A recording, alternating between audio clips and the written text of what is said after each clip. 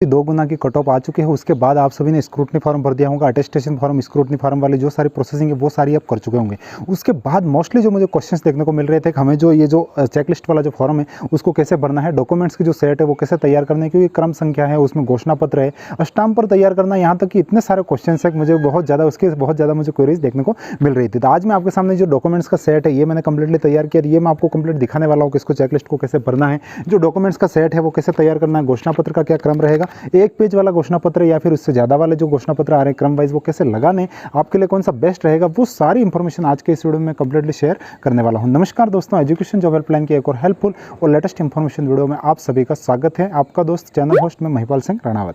तो साथियों, हम बात करते हैं जो शिक्षक भर्ती 2 गुना की जो कट ऑफ जारी हुई उसके बाद से ये जो ऑनलाइन प्रोसेसिंग है वो तो हो चुकी है। डॉक्यूमेंट अपलोड के मैंने पहले वीडियो तैयार किया, उस अकॉर्डिंग आपने सभी ने कर लिया होगा, नहीं भी किया तभी 1-2 दिन बचे हुए, उसमें आपको टाइम से कर लेना। अब बात रहती है कि आपको जो डॉक्यूमेंट का जो वेरिफिकेशन है फिजिकली वहाँ पर ओरिजिनल विद डॉक्यूमेंट लेकर जाना होगा और आपके वहाँ पर वेरिफिकेशन की प्रोसेस होने वाली है, क्योंकि आपने जो फोटोकॉपीज जो आपके डॉक्यूमेंट्स जो आपने प्राप्तांक वगैरह हैं उनको डॉक्यूमेंट्स को वहाँ पर टीम रहेगी वो वेरीफाई करेगी और आपके होम डिस्ट्रिक्ट्स पर ये सारी चीज़ें होने वाली है। तो आपके जो कॉन्टैक्ट नंबर है उस पर मैसेज आ जाएगा, SSO ID पर स्लॉट आवंटन किया जाएगा, जो भी प्रोसेस होगी अपना जो टेलीग्राम चैनल है उस पर मैं आपको टाइम टू टाइम इंफॉर्मेशन देता ही हूँ। तो वो सारी चीज़ें होने वाली है। वहाँ आप जब जाएंगे डॉक्यूमेंट्स लेकर तो आपको इस अकॉर्डिंग ये सारे सेट हैं उनको तैयार करना है। सबसे पहले चेकलिस्ट, उसके बाद जो क्रम है वो सारी बातें हम बैक टू बैक सारी चीज़ें शेयर करते हैं। तो चलिए हम चलते हैं जो बैक कैमरा जो विथ सेट वाला जो वीडियो है वहाँ चलते हैं और उसको जाकर कंप्लीटली 1 बाय 1 जो सारी स्टेप्स है वो सारी बातें क्लियर करता हूँ। वीडियो थोड़ा लंबा बनेगा, मैं पहले ही बता देना चाहता हूँ, थोड़ा इसको पूरा प्रॉपर वॉच कीजिएगा, क्योंकि इसमें मैंने पूरी फुल चेकलिस्ट है और विथ सारी ऑल जितने भी जो पॉइंट्स हैं कन्फ्यूजन्स वाले वो सारे मैंने क्लियर किए। तो वीडियो थोड़ा लंबा बनेगा, आराम से फुर्सत से इसको वॉच कर लीजिएगा। और कुछ बात जैसे मैं बता रहा हूँ, मैंने कुछ बात बताई और वहाँ पर आप जैसे फिजिकली डॉक्यूमेंट्स लेकर जा रहे हैं और जो टीम आपको जो कह रही है जहाँ पर जो, क्योंकि जो सीट पर बैठा हुआ है उसकी बात को आपको सर्वोपरि मानना है। ऐसा नहीं बनना कि यहाँ पर जो सर ने कुछ बात बताई थी तो वो ऐसे ही होगी, इस प्रकार से नहीं है। आपको सारी चीज़ें वो जो बता रहे हैं उस अकॉर्डिंग फॉलो करना है। वो अगर जो चीज़ कह रहे हैं वो उस अकॉर्डिंग आपको कर लेना। मैं इतनी सारी आपको इतनी ये जो इन चीज़ बातों को फॉलो कर लोगे वहां जाकर आपको किसी भी प्रकार की दौड़ भाग नहीं करनी पड़ेगी, इजी वे में आपको डॉक्यूमेंट वेरिफिकेशन प्रोसेस हो जाएगी।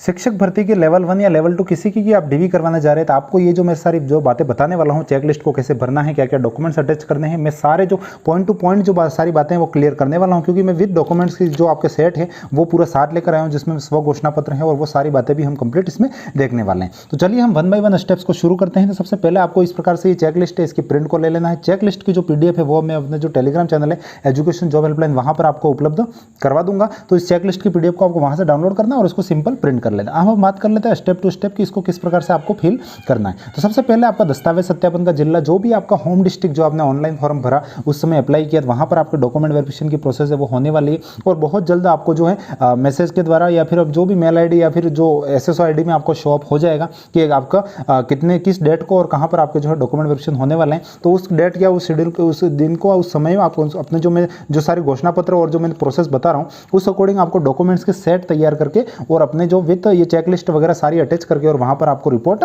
करना होगा। किन किन बातों का मोस्टली ध्यान रखना है वो सारी बातें मैं इस फॉर्म के साथ साथ जैसे जैसे आती जाएगी मैं वैसे वैसे बताता जाऊंगा, क्योंकि वीडियो तो थोड़ा लंबा बनेगा लेकिन सारी बातें मैं कंप्लीट इसमें क्लियर करूंगा। तो सबसे पहले आपका जिले का आप जो हमें DV हो रही है वो जिला लिख देंगे। अभ्यर्थी का रोल नंबर, आपके जो रोल नंबर आपने जो तृतीय श्रेणी शिक्षक भर्ती की जो रिट मेंस का एग्जाम दिया वो वाले रोल नंबर आपको यहाँ पर लिख देना। आप किस पद के लिए लेवल प्रथम है, सामान्य है या विशेष है, लेवल द्वितीय है। अगर आप लेवल द्वितीय है तो यहाँ पर आप अपने विषय का नाम लिखेंगे।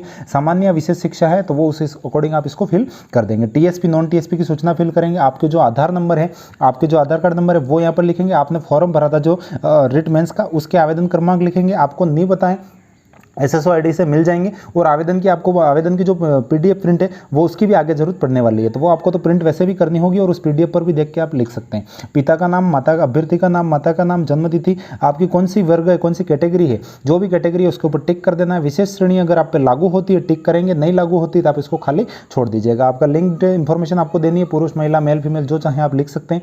जमा आवेदन शुल्क की राशि, पहले क्या होता ऑफलाइन पोस्टल ऑर्डर मंगवाए जाते थे, जैसे अब की बार जैसे अपने 100 रुपये ऑनलाइन जमा कर दिए, तो मुझे नहीं लगता इस बार इस कॉलम की कोई सार्थकता उपयोगी रहेगा, या फिर जो 2.5 लाख से कम आय वाले जो स्टूडेंट्स होते थे उनके लिए ज़रूर रहेगा कि उन्होंने 2.5 लाख से कम, जैसे कम आय भरी और वो अगर आय प्रमाण पत्र नहीं पेश कर पाते तो उनको जो डिफरेंस राशि है उसका पोस्टल ऑर्डर साथ में संलग्न करना होता है। तो वो उनकी जिसके भी लागू होगा वो रहेगा। तो एक बार आप इसको खाली छोड़ दीजिएगा, वहाँ पर जाइएगा, अगर आपकी ये चीज़ लागू होती है तो आप भर दीजिएगा, बाकी कोई इशू नहीं, आप इसको खाली छोड़ सकते हैं, इसमें ज़्यादा लोड लेने वाली बात नहीं है। अब हम बात करते हैं डॉक्यूमेंट्स की। तो जैसे सबसे पहले मैंने आपको बता दिया 2 सेट तो आपको फोटोकॉपी के तैयार करने, 2 सेट तो आपके जमा होंगे ही, एक आपको अतिरिक्त सेट तैयार करना जो आपके पास पड़ा रहेगा, और सभी ओरिजिनल दस्तावेज आपको साथ वहां पर रखने होंगे, चाहे डिग्री है चाहे सर्टिफिकेट है, डिग्री नहीं आई है तो प्रोविजनल ले आओ, मार्कशीट है वो सारी आपको यूनिवर्सिटी से भी कहीं से भी लेकिन लेके आ जाइए। ओरिजिनल डॉक्यूमेंट्स की 100% जरूरत रहेगी, कोई भी डॉक्यूमेंट्स में आप विदाउट ओरिजिनल आपका काम नहीं होने वाला है, क्योंकि वो सारी चीजें देख देख के उसको एक एक डॉक्यूमेंट्स को वेरीफाई करेंगे, इसी को डॉक्यूमेंट वेरिफिकेशन बोला जाता है। तो अब हम बात कर लेते हैं डॉक्यूमेंट्स का क्रम क्या रहेगा। तो जो आपको सेट तैयार करने हैं उसमें सबसे पहले तो आपको ये जो चेकलिस्ट है इसको प्रिंट निकलवा लेना। ये जो चेकलिस्ट है मैं आपको उपलब्ध करवा दूंगा, इसकी जो पीडीएफ है, इस पूरी चेकलिस्ट को आपको क्या करना है, इसको प्रिंट कर लेना। कहाँ तक प्रिंट करना है, ये पूरी यहाँ तक आपकी जो टिप्पणी वाली जो डिटेल्स है वहाँ तक आपको इसको प्रिंट कर लेना है। और सबसे पहले आपका जो सेट तैयार होगा डॉक्यूमेंट्स में सबसे ऊपर तो आपका ये चेकलिस्ट रहने वाली है। चेकलिस्ट भाग प्रथम ये रहेगा जो आपका एक सेट तैयार होगा उसमें, और उसके बाद फिर ये जो डॉक्यूमेंट्स के मैं क्रम बता रहा हूँ उस अकॉर्डिंग उनके पीछे पीछे डॉक्यूमेंट अटैच होते जाएंगे। जिस प्रकार से पूरे घोषणा पत्र वगैरह और जो आपकी मार्कशीटें हैं और आपकी डिग्रीज हैं सारे डॉक्यूमेंट्स में बता रहा हूँ उस क्रम अनुसार रहेंगे, लेकिन सबसे ऊपर आपकी चेकलिस्ट रहने वाली है। अब चेकलिस्ट में अगर आप देख रहे हैं यहाँ पर आपको 5 कॉलम दिख रहे हैं। सबसे पहले तो आपको यहाँ पर संलग्नक संख्या भरनी है, स्वप्रमाणित आपको जो अगर अटैच कर रहे हैं तो हाँ करके और उसको सेल्फ अटेस्टेड करना है। जो भी डॉक्यूमेंट्स की आप फोटोकॉपी लगा रहे हैं एक बात आप ध्यान रखिएगा, डॉक्यूमेंट्स की फोटोकॉपी है उसके सबसे नीचे जहां पर भी जगह हो आपको सेल्फ अटेस्टेड खुद के सिग्नेचर करके स्व सत्यापित जरूर करना है। अगर नहीं करेंगे तो वो वहां पर भी करवा देंगे, लेकिन आपको ये पेज पहले से करके जानिए ताकि आपको वहाँ पर कोई तकलीफ ना हो। और जो डॉक्यूमेंट वेरिफिकेशन करेगा उसको भी लगेगा हाँ बिल्कुल सारा काम रेडी है, और वो फटाफट आपको चेक वगैरह करके और आप भी बहुत जल्दी और आपका काम बहुत आसानी से हो जाएगा। संलग्नक संख्या इस प्रकार से ये सारी डिटेल्स मैंने बता दी। इन कॉलम में आपको हाथ नहीं करना, ये मूल दस्तावेज से मिलान, ये जो विक्षक हो जो भी जो वेरिफिकेशन करेगा जो वहाँ टीम बैठेगी उनके काम का, ये आपके काम का नहीं है। इसको खाली छोड़ना, इसको खाली छोड़ना, ये उनके सिग्नेचर होंगे, यहाँ पर आपके खुद के सिग्नेचर नहीं हो रहे हैं। जो वेरीफाई करेगा वो सिग्नेचर करेगा, सही है हाँ कर देंगे, नहीं वो सारे वो उनके ऊपर ही है, आपको कुछ नहीं करना, आपको केवल इन 2 कॉलम का काम है। अब अपन समझते हैं 1 बाय 1 सारी चीजों को लेते हैं। ऑनलाइन आवेदन की प्रति, आपने जो फॉर्म भरा जब भी आपने रिट मेंस के लिए अप्लाई किया था उस समय आपकी एक ऑनलाइन आवेदन की प्रिंट आई होगी। आप देख पा रहे हैं इस प्रकार से जो ये ऑनलाइन रिक्रूटमेंट पोर्टल पर एसएसओ आईडी के थ्रू आपके जो फॉर्म भरा है वहां पर भी आपको मिल जाएगा। तो इसके ऊपर सबसे पहले आपका क्या है, यहाँ पर ऑनलाइन आवेदन की प्रति आपका संलग्नक संख्या 1 रहेगी और स्वप्रमाणित हाँ, तो आपको यहाँ पर 1 नंबर के ऊपर मार्किंग कर लेनी है। और सबसे पहले चेकलिस्ट के बाद आपके जो ये ऑनलाइन फॉर्म जो भरा था रिट मेंस के लिए वो आपको यहाँ पर अटैच कर देना है। तो सबसे पहले तो चेकलिस्ट आ गई, चेकलिस्ट के बाद ये जो आपका मैं रिट मेंस वाला फॉर्म था वो साथ में आपको अटैच कर देना है और हाँ लिख देना है। उसके बाद आ जाएगा विस्तृत आवेदन की प्रति, जो आप फॉर्म भर रहे हैं विस्तृत आवेदन, अभी अटेस्टेशन फॉर्म, स्क्रूटनी फॉर्म, बहुत ज़्यादा आपको सभी को टेंशन थी, हमने भी वीडियो बनाए और आप सभी ने अच्छे से भर दिया होगा। 30 तारीख लास्ट डेट है, तो उसकी जो प्रिंट आई है तो स्क्रूटनी फॉर्म प्लस उसके साथ जो अटेस्टेशन फॉर्म आपके जो प्रिंट में तो खाली आ रहा है, लेकिन आपने जो अटेस्टेशन फॉर्म स्क्रूटनी फॉर्म जब आपने भरा उस समय आपने अपलोड किया तो उसमें क्या किया होगा, आपने फर्स्ट ग्रेड के सिग्नेचर करवा के जो अटेस्टेशन फॉर्म जो भरा हुआ अटेस्टेशन फॉर्म है उसको अपलोड किया था। तो वो अभी आपके हार्ड कॉपी आपके पास ही है, तो उसको क्या करना है, 1 कॉपी तो ओरिजिनल लगा देनी है, scrutiny form plus attestation form साथ ही अटैच कर देना है, उनका संलग्नक संख्या 2 रहेगा और उनके ऊपर हाँ लिख देना है। और एक अटेस्टेशन फॉर्म की और फोटोकॉपी करवा लीजिएगा ताकि जो दूसरा सेट आप बना रहे हैं उसमें भी अटैच कर सके। तो स्क्रूटनी सबसे पहले ऑनलाइन फॉर्म आ गया, उसके बाद स्क्रूटनी वाला फॉर्म आ गया जो विस्तृत आवेदन आपने भरा, और उसके साथ ही अटेस्टेशन फॉर्म भी यहीं पर आपको अटैच कर लेना है। उसके बाद आपके आधार कार्ड की फोटोकॉपी आ जाएगी जिसको आपको सेल्फ अटेस्टेड करना है। उसके बाद 10 की मार्कशीट आ जाएगी। 10 की मार्कशीट सर्टिफिकेट मिक्स में है तो अच्छी बात है, अलग अलग है तो भी आपको दोनों पे 4-4 क्रमांक ही रहेगा। 10th के लिए आप 2 क्रमांक नहीं करेंगे, एक ही क्रमांक रहेगा आपका 4 नंबर और उसको हाँ लिख देना है। 12th का आपका यहाँ पर आ गया, 12th में अगर अंक तालिका प्रमाण पत्र दोनों को साथ ही अटैच कर लेना, एक में है तो एक अटैच हो जाएगा, अलग अलग है दोनों को साथ अटैच करेंगे और यहाँ पर 5 क्रमांक लिख के और हाँ कर देंगे। उसके बाद उच्च माध्यमिक परीक्षा के पूर्णांक प्राप्तांक प्रतिशत और 5 नंबर हाँ, क्योंकि यहाँ पर ये जो पूर्णांक प्राप्तांक प्रतिशत लिख रहे हैं आप 12th के, वो आप कहाँ से उसको जो चेक करेगा डॉक्यूमेंट्स वाला वो कहाँ से वेरीफाई करेगा, तो उसको 5 नंबर संलग्नक पर जाएगा और उसको 12th की मार्कशीट मिल जाएगी जिसको वो वेरीफाई कर सकता है और यहाँ पर अपनी टिप्पणी वो लगा देगा। तो ये सारी जो डॉक्यूमेंट वेरिफिकेशन वाली टीम है उनकी सुविधा के लिए बहुत सारी चीजें की गई हैं, तो आपको अच्छे से फिल करके ले जानी ताकि वो आराम से सारी चीजें कर सके। और एक और बात बता देना चाहता हूं, जैसे मैंने यहाँ पर स्नातक की तीनों अंक तालिका प्लस डिग्री, अब जिसने ग्रेजुएशन कर रखी है वो तो करेगा, नहीं कर रखी है तो यहाँ पर सिंपल लागू नहीं लिख लो और उसके बाद यहाँ पर डैश लगा लो।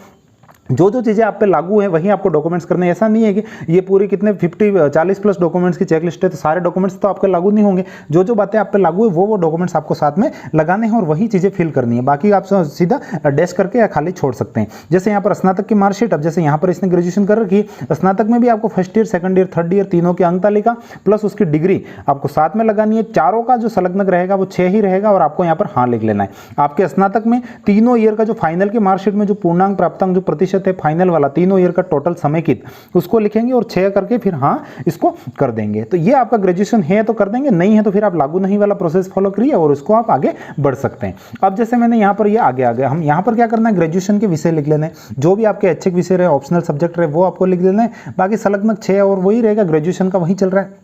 अगर आपने MSc वगैरह कर रखी है, अगर डॉक्यूमेंट्स में आपने शो किए तो वो आपको भर देनी है, लागू नहीं। यहाँ पर जिसके नहीं है उसके लागू नहीं है, उसको अटैच कर लेना है। उसके बाद आ जाते हैं अध्यापक लेवल प्रथम, DLED है तो अब आपको यहाँ पर फर्स्ट ईयर सेकंड ईयर दोनों मार्कशीट प्लस DLED का डिप्लोमा है वो साथ में अटैच कर लेना है और यहाँ पर संलग्नक संख्या 7 आ जाएगा और आपको हाँ लिख लेना है और ये नॉर्मली लागू होगा। BEd वालों के लिए नीचे आ रहा है, बाकी DLED है लेवल 1 तो उनको यहाँ पर अटैच कर लेना। ये जो क्रम रहेगा, ये जो क्रम है उसी क्रम के अकॉर्डिंग डॉक्यूमेंट्स आपके सारे लगाने हैं, एक के बाद एक यही क्रम रहेगा।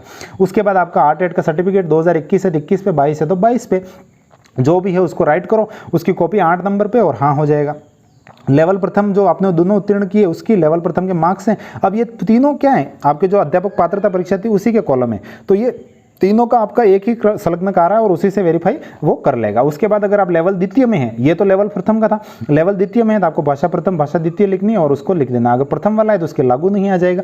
जो जो डिटेल्स आप पे लागू हो रही है वो आपको लगानी है। ऐसी बात नहीं है कि कुछ थोड़ा दिमाग अपना भी लगाना है कि चलो सर ने वीडियो में बता दिया तो सारी चीज़ें यही फॉलो करनी है, मेरे तो नहीं, अरे भैया मेरे को बहुत ज़्यादा टेंशन हो गई। इस प्रकार से बिल्कुल ही मतलब जो छोटी छोटी बड़प्पन वाली बातों में लेके ज़्यादा टेंशन नहीं लेना है। बिल्कुल आप जो जो बातें आप पे लागू हो रही है, जो आपकी परिस्थिति अकॉर्डिंग है वो उसको आपको उसको फॉलो करना है। दूसरी बात, आप जैसे यहाँ पर अध्यापक लेवल प्रथम सामान्य शिक्षा DLED BLED में प्रवेश तिथि, अब जैसे लेवल 1 में आपकी जो BEd एग्जाम में आपने DLED किया, कॉलेज में एडमिशन की डेट है वो लिखनी है और कॉलेज एडमिशन का आपको प्रूफ देना होगा।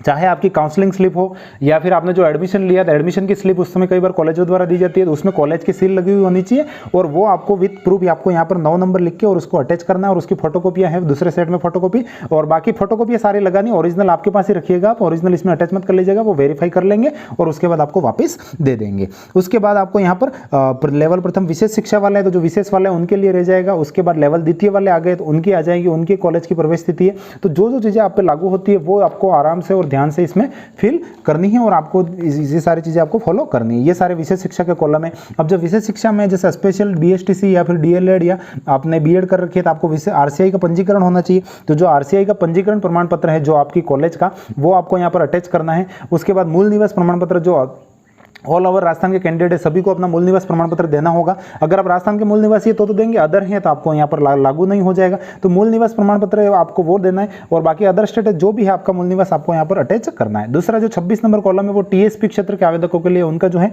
विशेष मूल निवास प्रमाण पत्र है उनको अटैच करना होगा, उनका क्रमांक आ जाएगा और ये लिख देंगे। उसके बाद नेक्स्ट कॉलम में आपको EWS का जो सर्टिफिकेट है वो आपको अटैच करना है। तो आप अगर EWS कैटेगरी में हैं तो आपको अटैच करना है, नहीं है तो आपका लागू नहीं आ जाएगा 11 नंबर। और EWS अगर आपका 1 साल उसी साल का उसी वित्त वर्ष का बना हुआ, जैसे आपके फॉर्म भरने की लास्ट डेट 19 जनवरी 2023 थी तो अगर आपका 22-23 21-22 की जो आय के अकॉर्डिंग 22-23 का जो EWS बना हुआ है वो है उसके पहले है तो कोई प्रॉब्लम नहीं। अगर पुराना है, अगर नहीं है आपका, अगर पुराने वाला है मान लो तो क्योंकि EWS को आप रिन्यूअल कर सकते हैं 3 साल तक। क्या करना होता है, शपथ पत्र लगाना होता है। तो जो EWS का जो शपथ पत्र है वो भी मैं आपको आगे शो ऑफ कर दूंगा। जैसे आपका क्या है अंतिम तिथि पश्चात वाला ये रहा शपथ पत्र और एक और शपथ पत्र है जैसे ये वाला।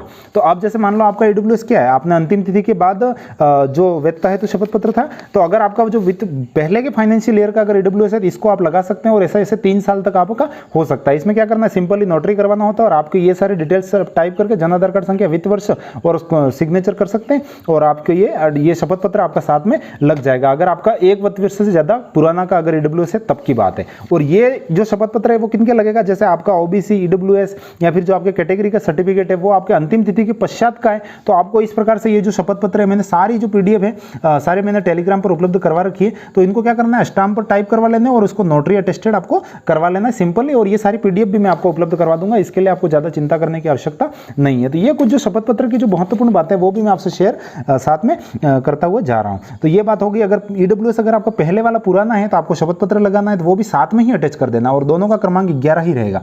उसके बाद आपका जाति प्रमाण पत्र अगर आप पे है, ईडब्ल्यूएस का जाति नहीं लगेगा, अन्य पिछड़ा वर्ग एसबीसी, एससी, एसटी का है तो वो आपको यहाँ पर अटैच कर लेना। वेद अवधि का, अगर वेद अवधि का नहीं है, थोड़ा लेट मतलब आपने बाद में बनाया, या फिर तो एक ओबीसी का भी इसी प्रकार का, जैसे ये ईडब्ल्यूएस का फॉर्मेट है, ऐसा एक ओबीसी का भी फॉर्मेट है जो मैंने अपने टेलीग्राम पर आपको उपलब्ध करवा रखा है, तो उसको उस फॉर्मेट को भी आपको साथ में लगा देना है। तो जो बातें आप पे लागू हो रही है उस अकॉर्डिंग आपको फॉलो करना है। आरक्षित वर्ग के अभ्यर्थियों के पास आवेदन की अंतिम तिथि के पश्चात का है, तो मान लो अंतिम तिथि के पश्चात वाला ये रहा, जैसे यहाँ पर जो मैं कह रहा था कि जो अंतिम तिथि अपने 19 जनवरी 2023 थी, तो उसके बाद अगर मान लो आपने कास्ट सर्टिफिकेट तैयार करवाया है तो ओबीसी या ईडब्ल्यूएस सर्टिफिकेट तो आपको इस पे ये करवा के और नोटरी करवा के साथ में ले जाना है, और इसको यहाँ पर आपको अटैच करना है, और यहाँ पर आपका संलग्नक संख्या आ जाएगी, और ये शपथ पत्र आपको नोटरी करवा के स्टाम्प पर अटैच करना है।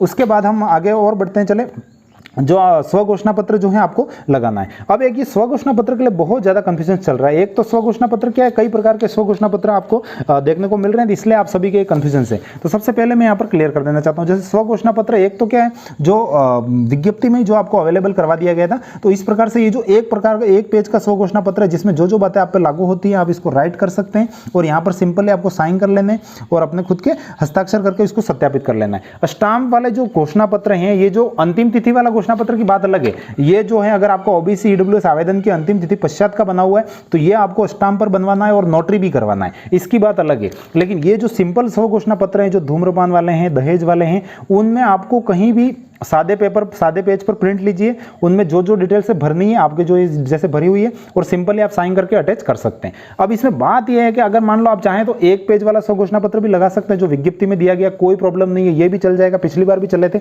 या फिर चाहते हैं कि आप सारे स्वघोषणा पत्र अलग अलग लगाने हैं, जैसे ये दहेज नहीं लेने संबंधी, शैक्षिक, प्रोशैक्षिक, आपराधिक रिकॉर्ड, ये सारे मैंने अपने टेलीग्राम पर उपलब्ध करवा रखे हैं। तो इनको क्या करना है, आपको सिंपल A4 साइज पेपर पर प्रिंट ले लीजिए, आपका नाम, आपके जो पिता का नाम, आपके जो डिटेल्स है, विवाहित अविवाहित जो भी आप डिटेल्स है उनको भर दीजिए, सिंपल साइन कर लीजिए और उनको अटैच कर लीजिए। आप चाहें तो ये अलग अलग वाले भी ले सकते हैं, सारे अपने education job plan Telegram channel पर पीडीएफ मैंने उपलब्ध करवा रखी है, या फिर आप चाहें तो ये सिंगल फ्रेम वाला भी ले सकते हैं। लेकिन अगर आप सिंगल पेपर ले रहे हैं तो आप जो संलग्नक संख्या भरेंगे वो जैसे आपकी 12 आ रही है, अब आपने ये सारे शपथ पत्र इसी में ले लिए, तो आप जो आगे जो स्वघोषणा पत्र के जो ऑप्शन आएंगे उसमें भी आप अगर 12 भरेंगे, जैसे संतान संबंधी स्वघोषणा, मान लो आपने एक ही लिया तो अब आपने पीछे तो 12, तो क्रमांक तो अलग अलग होंगे नहीं।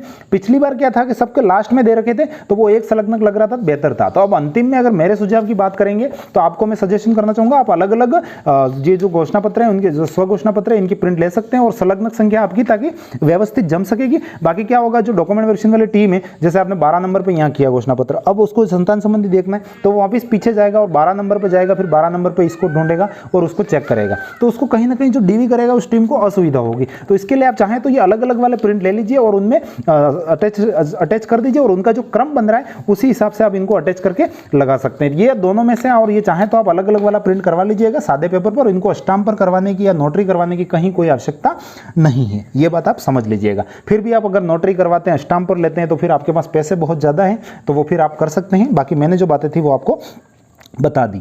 अगर एक पेज वाला अगर आप घोषणा पत्र ले रहे हैं तो फिर आपको क्या करना होगा, संलग्न क्रमांक एक समान रहेंगे। अगर अलग ले रहे हैं तो फिर आपका संतान संबंधी वाले पे 13 आ जाएगा, विवाहित नहीं, दहेज नहीं वाले पे 13 आ जाएगा, 14 आ जाएगा, तो उस अकॉर्डिंग कर सकते हैं। अगर एक ले रहे हैं तो सब में समान आएगा, अलग अलग ले रहे हैं तो जिस क्रम में आपके आ रहे हैं उसी क्रम को आप लगा सकते हैं। और मेरा सुझाव है आप घोषणा पत्र को अलग अलग लीजिएगा, मैंने सारी टेलीग्राम पर पीडीएफ उपलब्ध करवा रखी है, इजी वे में प्रिंट लेके आप सारा काम कर सकते हैं। भूतपूर्व सैनिक, उत्कृष्ट खिलाड़ी, दिव्यांग, जो भी आप पे लागू है वो सारी आपको कर लेनी है। आपराधिक प्रकरण न होने वाला, ये सारी चीजें हैं और ये सारी मैंने आपको बता दी। अब ये जैसे आपका जो राजकीय सेवा में अगर आप पहले से राजस्थान पुलिस, एलडीसी वगैरह में है तो आपको एनओसी अटैच करनी है, तो वो आप यहाँ पर लगाएंगे। अब यहाँ पर आ जाते हैं, आवेदन में 2.5 लाख रुपए से कम आएगी। अगर आपने यस किया था, मान लो फीस में छूट ली थी उस समय, तो जैसे क्या होता है 2.5 लाख से कम आय भरते हैं, राजस्थान सरकार के नियमानुसार आपको फीस में क्या मिलती है, छूट मिलती है। तो जितनी छूट ली, अगर आपका उस समय आय प्रमाण पत्र है तो आपको छूट मिल जाएगी, और वो अगर आय प्रमाण पत्र है तो उसको आपको यहाँ पर अटैच करना है, उसके संलग्न संख्या लिख के अटैच कर देना है। अगर आपके पास आय प्रमाण पत्र नहीं है तो जितनी फीस आपकी कम हुई थी ये समझ लीजिएगा फीस जितनी कम हुई थी उतने का आपको साथ में पोस्टल ऑर्डर ले जाए, पोस्टल ऑर्डर आपसे लगवा लिया जाएगा और वो आपको वहाँ पर बता देंगे और पोस्टल ऑर्डर आपको साथ में अटैच करना है। तो अगर 2.5 लाख से कम आय में अगर आपने फॉर्म भरा उस समय यस किया और फीस में छूट ली है तो आपको 2.5 लाख से कम का आय प्रमाण पत्र तैयार करके साथ में ले जाना है। अगर नहीं ले जाते हैं तो कोई पहाड़ नहीं टूटने वाला, फिर आपको पोस्टल ऑर्डर साथ में लगाना होगा। जितनी फीस का आपने लाभ लिया उतने पोस्टल ऑर्डर आप साथ में अटैच कर सकते हो और जो फर्स्ट में ये जो आवेदन शुल्क था वहाँ पर भी आपको शो अप कर सकते हो। तो ये सारी चीज़ें हैं। बाकी अगर आप चाहें तो 2.5 लाख से कम का आय प्रमाण पत्र ले जाए, ये कोई टेंशन ही नहीं रहेगी अगर यस किया है तो।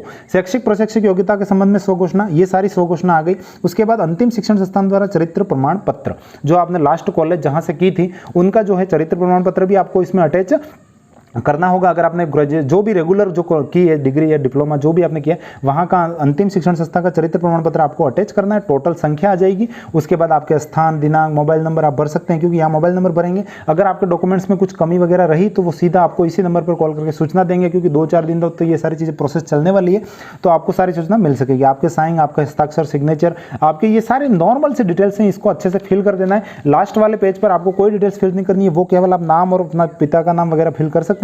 बाकी ये सभी उन्हीं के हस्ताक्षर करेंगे और वही सारी डिटेल्स इसमें लिखेंगे। ये सारा उनका काम रहने वाला है। इसका आपका केवल इतना सा काम है और ये सारी चीज़ें आपको फॉलो करनी है। तो सबसे पहले ये जो चेकलिस्ट लग गई, उसके बाद आपको क्या करना है, ये वाला जो फॉर्म है उसको लगा देना है, आपने जो फॉर्म आवेदन किया था। और उसके बाद फिर आ जाएगा आपका विस्तृत आवेदन पत्र। जैसे विस्तृत आवेदन पत्र की जो प्रिंट आई होगी इसको साथ में आपको टोटली पूरे को अटैच कर देना है और इसके पीछे आपको क्या लगा देना है, अटेस्टेशन फॉर्म लगा लेना है। इसके पीछे अटेस्टेशन फॉर्म लग गया। उसके बाद फिर जो जो डॉक्यूमेंट्स आप पे लागू होते हैं वो सारे आप लिखोगे। फिर आपको आधार कार्ड कॉपी आ जाएगी, फिर 10th की आ जाएगी मार्कशीट, फिर 12th, जिस प्रकार से ये जो चेकलिस्ट है उसी क्रम से आप सारे डॉक्यूमेंट्स लगाते हुए आगे बढ़ेंगे। बाकी मैंने घोषणा पत्र वगैरह सारी चीज़ें आपको बता दी। मैं आशा करता हूँ आपको इस वीडियो में सारे जितने भी जो कन्फ्यूजन्स थे वो सारे क्लियर हो चुके होंगे। और भी कुछ कन्फ्यूजन्स अगर आपका बच जाता है तो आप कमेंट्स कर दीजिएगा, मैं श्योर रिप्लाई देने की कोशिश करूँगा। बाकी घोषणा पत्र है, शपथ पत्र है, ये सारी जो PDF है अपना education job helpline Telegram channel पर अवेलेबल है। तो वहाँ जाकर आप टेलीग्राम पर जाइए, सर्च कीजिए या डिस्क्रिप्शन में आपको लिंक मिल जाएगा,